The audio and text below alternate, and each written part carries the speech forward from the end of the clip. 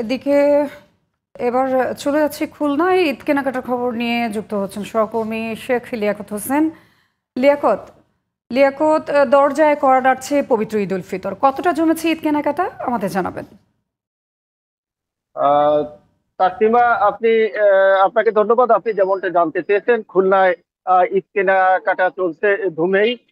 এবং খুলনার যে new market, Khulna shopping mall সহ খুলনায় প্রায় 200 শতাধিক মার্কেট রয়েছে। আমি এখন রয়েছি খুলনা শিল্পাঞ্চলের সবচেয়ে বড় মার্কেট দৌলতপুর বাজারে। সেখানে অসংখ্য ক্রেতারা এখন রয়েছে।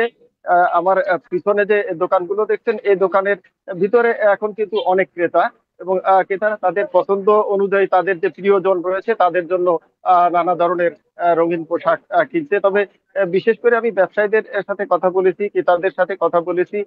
মার্কেট গুলোয় সকাল 10টা থেকেই শুরু হয় বেচাকেনা। দুপুরের দিকে গরম থাকায় একটু কম হয়, এবং আবার ইফতারের পর থেকে গভীর রাত পর্যন্ত বেচাকেনা চলে। এবং বিশেষ করে মেয়েদের যে ড্রেস রয়েছে সেগুলোর ভিতরে বেশি চলছে সুতির। গরম বলেই সুতির কাপড়টাই বেশি চলছে। সেখানে রয়েছে পাকিস্তানি, এবং সেখানে রয়েছে বিভিন্ন কাপড় রয়েছে, এবং বাংলাদেশি কাপড়ও রয়েছে অনেক।